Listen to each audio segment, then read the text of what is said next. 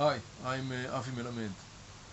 In my previous video, I was wondering who is that mysterious factor that was powerful enough to force Hamas to give its silent consent to the terror attack that was launched by the Palestinian Popular Resistance Committees last Thursday on the south part of Israel.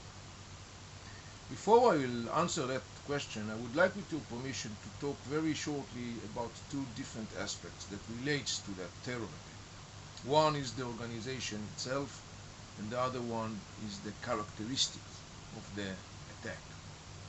Let me say a few words about the Palestinian Popular Resistance Committees. This is an organization that was established in Gaza Strip in the year 2000. It has no political or social ideology whatsoever, but one: to terrorize and to kill Israelis wherever they are. In fact, on the organization's flag is the phrase, "Kill them," meaning Jews, whenever you meet them. This organization was involved in some of the most painful terror attacks against both Israeli civilians as well as Israeli military targets.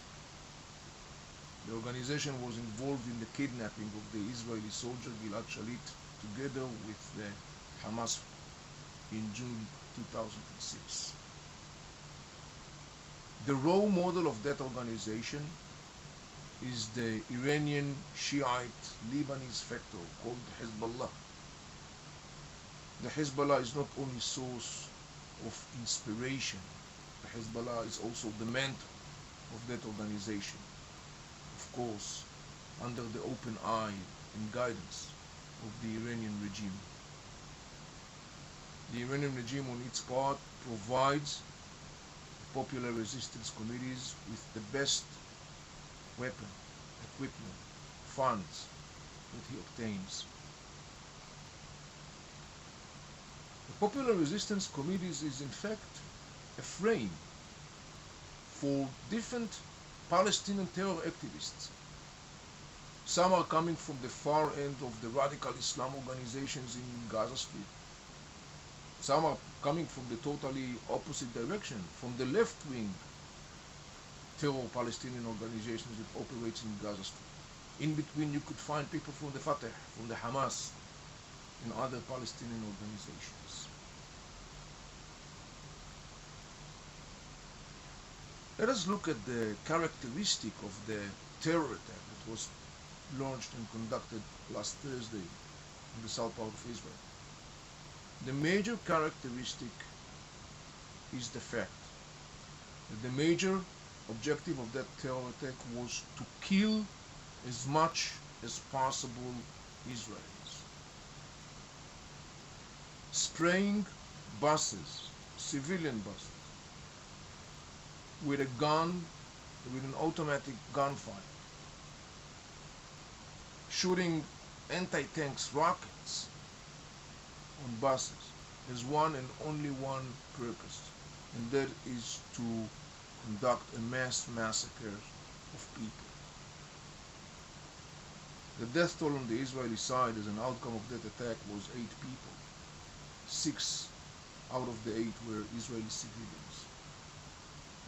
As far as the popular resistance committees are concerned, this is a disappointing outcome.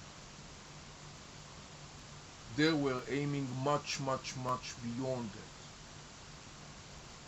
They were trying to kill dozens of Israelis. The question, of course, is why? It's not only about blind hatred. There is something else into that. The answer is very simple. The purpose of that terror was to drag Israel into a war in the Gaza Strip. A massacre of dozens of Israeli citizens inside Israeli territory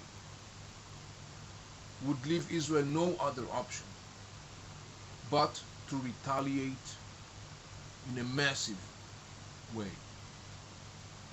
That was the scenario of the mastermind that was planning this geostrategic terror attack. Maybe it's about time to reveal the last veil and to expose the identity of that mastermind. The mastermind that was powerful enough to force Hamas to give its silent consent to a terror attack that is damaging some of Hamas' major interests. A mastermind that is powerful enough not only to draw but also to implement that scenario. A mastermind that is vicious and cynical enough to basically sacrifice the life of many Israelis and Palestinians as well. I'll talk about this mastermind in the final and concluding part of this presentation. I'm Avi Melamed. Thank you for watching.